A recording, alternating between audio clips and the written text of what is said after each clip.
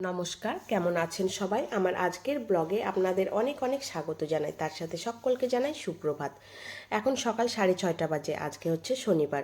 কুট্টু স্কুলে যাবে, ও রেডি হচ্ছে স্কুলে যাওয়ার জন্য। আর ওর জন্যই হচ্ছে রুটি বানিয়ে দিচ্ছি। স্কুলে টিফিনে নিয়ে যাবে রুটি আর আলুর তরকারি করে দেব। রুটি করছি, এখন 2টো রুটি করছি, আর পরে বেশি করে রুটি করব সকলের খাওয়ার জন্য। তো রুটি ভাজতে ভাজতে হচ্ছে কুট্টু এসে বলল যে মা আমি রুটি নেব না, আজকে হচ্ছে আমাকে পরোটা ভেজে দাও। তো রুটিগুলোকেই খুব সামান্য পরিমাণে তেল দিয়ে একটু পরোটার মতো ভেজে দিলাম, আর আটাটা বেশি করেই মেখে রাখলাম যে পরে আবার রুটি ভাজবো সকলের খাওয়ার জন্য, সকালের জল খাবারের জন্য।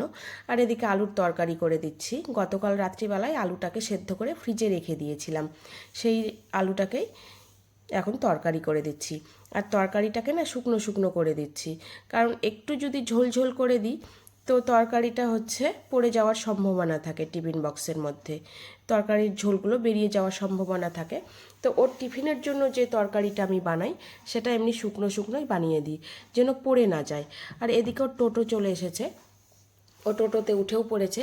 আজকে শনিবার, প্রত্যেক শনিবারে ওর হচ্ছে পিটি থাকে। তো ওর পিটি ইউনিফর্ম মানে যেটা আজকে পড়েছে সেটা হচ্ছে ওর পিটি ইউনিফর্ম। রোজ যেটা স্কুলে পরে যায় স্কুল ইউনিফর্ম যেটা, সেটা স্কুল ইউনিফর্ম, কিন্তু আজকেরটা পিটি ইউনিফর্ম। তো ও বেরিয়ে গেল। এখন হচ্ছে আমি গিয়ে একটু কুহুকে দুধ খাওয়াবো। কুহুর এখনও বাটিতে করে ঝিনুক দিয়ে দুধ খাওয়ার অভ্যেস আছে, এই কারণে আমার খুব সুবিধে হয়। ও যদি ঘুমিয়েও থাকে তো আমি দুধটা খাইয়ে দিতে পারি ঘুমের মধ্যেই। ওকে এখন দুধ খাইয়ে দেব। আর দুধ খাওয়ানোর পরে আমি পটলকে খেতে দিচ্ছি দুধ আর রুটি। দুধ রুটি এভাবে চটকে মেখে দিচ্ছি।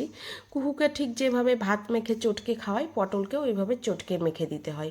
সেই এখন ভাত বলুন, রুটি বলুন বা মুড়ি বলুন, যে খাবারটাই পটল খাক না কেন, ঠিক এইভাবে চটকে মেখে দিলে ও বেশ ভালো খায়, খেতে পছন্দ করে এইভাবে চটকে মেখে দিলে।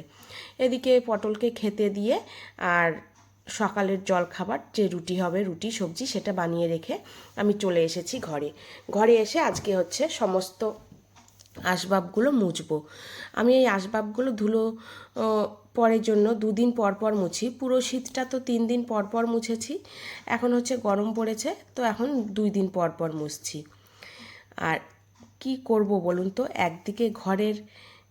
একদিকে গোছাই আর একদিকে আমার ছেলেমেয়েরা অগোছলো করে দেয়, এই রকম করে। যতই ঘর পরিষ্কার করি, ধুলো মুছি বা গুছিয়ে রাখি না কেন, আমার মেয়ে তার মধ্যে আরও বিশেষ করে সমস্ত কিছু অগোছালো করে দেয়। আমি ঘরের একদিকে গোছাই তো ওরা দুজনে মিলে আর একদিকে অগোছালো করে, এই রকম করে। তো আগে তো রোজ ছেলে মেয়ে হওয়ার আগে আগে বা কুট্টু যখন ছোট্ট ছিল একদম, তখন তো রোজ মুছতাম এগুলো।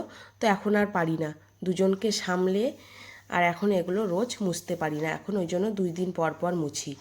আর রোজ মুছে কি করব বলুন তো, মানে আমার খাটনিটাই বৃথা হয়। তো এই যে দেখুন আমার মেয়ের প্রতিভা, বললাম যে আমার খাটনিটাই বৃথা হয়। একদিকে মুছি আর একদিকে এইরকম নোংরা করে রেখে দেয়, অগোছালো করে রেখে দেয়। আর এখন ওই কারণে ধৈর্য তো আর কুলায় না, ওই কারণে এখন 2 দিন পর পর মুছি। এর আগে তো এই 2 দিন আগে তো পুরো আয়নাটাকে কালার পেন্সিল দিয়ে একেবারে মানে ভূত করে রেখেছিল আয়নাকে। সেই আয়নাটা তো আমি কত কষ্ট করে মুছে সেই আয়নার দাগগুলো তুলেছিলাম। তো এটা কাঠের উপরে করেছে বলে একটু ঘষাঘষি করতেই উঠে গেল কালার পেন্সিলের দাগটা, যাই হোক। আর এই কাঠের জিনিসগুলো না ধুলো পড়লে একটুও দেখতে ভালো লাগে না। এই ধুলোটাকে যদি হচ্ছে সুতির কাপড় দিয়ে রোজ মোছা যায়, কাঠের জিনিসগুলো দেখতে ভীষণ ভালো লাগে, চকচক করে একেবারে, যদি রোজ মোছা যায়। তো আমি 2 দিন পর পর মুছি, তো তো সেই রকম খুব একটা ধুলোবালি পড়ে না। 2 দিন পর পর মুছি বলে মানে খুব হালকা আস্তরণ পড়ে, না হলে সেটাও পড়ে না। হ্যাঁ, কিন্তু অগোছালো করে ছেড়ে দেয়। ওই যে আমার পেছনে দেখুন এক গামলা খেলনা, সেটা একটু আগে এসে আমার মেয়ে ঢেলে উপরে ফেলে দিয়ে চলে গেল। আজকে তোর স্কুল ছুটি আছে, ও তো স্কুলে যায়নি। আর ও হচ্ছে এরপরে এলকেজির ওর প্রথম ক্লাস, স্কুল শুরু হবে। তো ওর শনিবার এমনিতেই স্কুল ছুটি থাকে, তো বাড়িতে আছে। আর এক গামলা আমি এদিকে মুছছি, ঝাড়ছি। আমি ওকে বললাম মা এগুলো উল্টাস না, আমি দেখ কাজ করছি, কিসের কি। মা বললো, ও এক কান্দে শুনলো আর এক কান্দে বের করে দিয়ে পুরো গামলা ধরে উল্টে ফেলে দিয়ে চলে গেল। তো সেগুলোও আমি এবার গুছিয়ে রাখলাম। গুছিয়ে রাখার পরে আমি পুরো ঘরটাকে আবার একবার ঝাড় দেবো। আবার একবার বলছি কারণ হচ্ছে আমি সকালবেলাতে ঘুম থেকে উঠেই পুরো ঘর বাড়ি বাসি ঘর মানে ঝাড় দিয়ে নিয়েছি। তো এখন যেহেতু মোছামুছি করলাম, যতই ধুলো পড়ুক না পড়ুক তাও না আমার মনে হয় যেন পায়ের কাছে মানে পায়ের নিচে কিচকিচ কিচকিচ করছে, ওই কারণে আর একবার ঝাড় দেবো। আর এই যে আমার মায়ের মানে মা লক্ষ্মীর এক জোড়া চটির মধ্যে একটা চটি পেয়েছি আর একটা নিরুদ্দেশ। নিরুদ্দেশ মানে ও নিজেই নিরুদ্দেশ করেছে, সেটা এখন খুঁজে বের করতে হবে। আর ঘরটাকে ঝাড় দিয়ে নিচ্ছি। ঝাড় দিয়ে নিয়ে এবার যাব রান্নাঘরে, কুট্টুর বাবাকে খেতে দিয়ে দেব। ওর বাবার খাওয়ার টাইম হয়ে গেছে, তারপরে রান্না বান্নার দিকে যাব। আর এত গরম আর রৌদ্রু বেশ কয়েকদিন ধরে কি বলবো আর, মানে টাক ফাটা রৌদ্রু যাকে বলে সেই হচ্ছে টাক ফাটা রৌদ্রু এখন থেকেই শুরু হয়েছে। এরপরে তো আরও গরমের মাসগুলো পড়ে রয়েছে, তখন যে কি হবে চোখ উল্টে পড়ে থাকতে হবে। আর এইদিকে হচ্ছে রান্না বসিয়ে দিয়েছি। রান্না আজকে হবে হচ্ছে ডাঁটার চচ্চড়ি। এখানে না 3 রকম ডাঁটা রয়েছে, লাউ ডাঁটা, সজনে ডাঁটা, খুরার ডাঁটা, এই দিয়ে একটা চচ্চড়ি হচ্ছে। করলা, মিষ্টি আলু, আলু এই দিয়ে একটা চচ্চড়ি হচ্ছে। আর এদিকে রান্না বান্নাগুলোও হয়ে গেছে। এদিকে রান্না হয়েছে হচ্ছে ছোলার ডাল, এই যে কাঁঠাল দিয়ে ছোলার ডাল। এই কাঁঠাল দিয়ে ছোলার ডালটা আমার শাশুড়ি মা করেছেন, উনি করেছেন এটা, উনি এটা বেশ ভালোই করেন। আর ভাতে 3টে আলু সেদ্ধ দেওয়া আছে আমার আর কুট্টুর জন্য। এদিকে হয়েছে চাটনি, কাঁঠালের তরকারি আর আলু পটল পোস্ত। এই আলু পটল পোস্ত খেতে আমার ছেলে ভীষণ ভালোবাসে। আর এখানে রয়েছে আমার ছেলে মেয়ের জন্য আলু ভাজা, যেটা রোজ ওদের দরকার। আর 2টো শুকনো লঙ্কাও ভেজে রেখেছি আলু সেদ্ধ মাখবো করে। গুড ইভিনিং বন্ধুরা, এখন সন্ধে মোটামুটি এই 6:30 বাজে হবে হয়তো।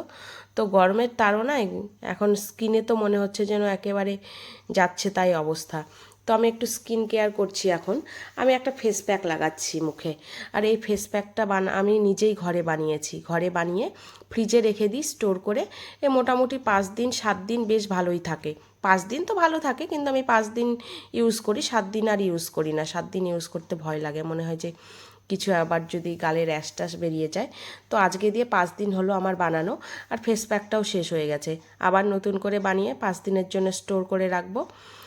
আর দুপুরে যা যা রান্না বান্না হয়েছে সবই রয়েছে, শুধু এখন একটু গিয়ে ভাত বসাবো, ভাত করব। আর রুটিও হয়ে গেছে, রুটি করে দিয়ে গেছে মাসি। আমি শুধু এখন ভাত রান্না করব আর দুধ চাল দেব। তো মুখের ফেস প্যাকটা তুলে যাব এবার রান্নাঘরে ভাত বসাতে। আর এখন আমার ভিডিও কিন্তু আমার কুট্টু করে দিচ্ছে।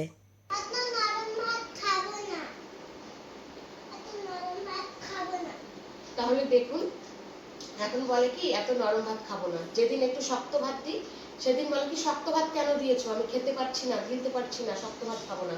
আজকে নরম করে একটু ভাত করেছি, নরম করে একটু মাখিয়েছি, বলে কি নরম ভাত খাবো না, এত নরম ভাত খাবো না।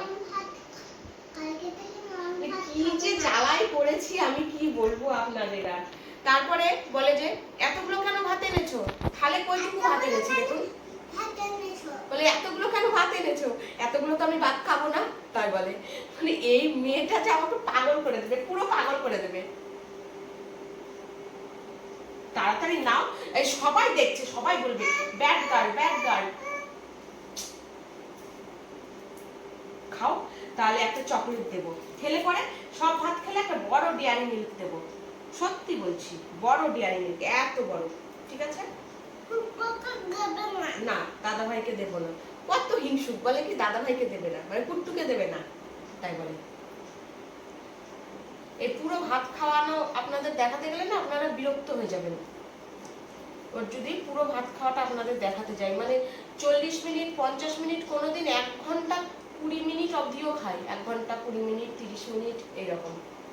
তবে চলুন আজকের মতো ভিডিওটা এখানেই শেষ করছি। সবাই ভালো থাকবেন, সুস্থ থাকবেন। আমার ব্লগগুলো যদি আপনাদের ভালো লেগে থাকে তাহলে অবশ্যই সাবস্ক্রাইব করে দেবেন। ফেসবুক পেজটা থেকে দেখলে প্লিজ একটু ফলো করে দেবেন, লাইক শেয়ার কমেন্ট করবেন। শুভ রাত্রি। শুভ রাত্রি। Dairy Milk, Dairy Milk finish কর মুখেরটা। Dairy Milk, Dairy Milk, Dairy milk.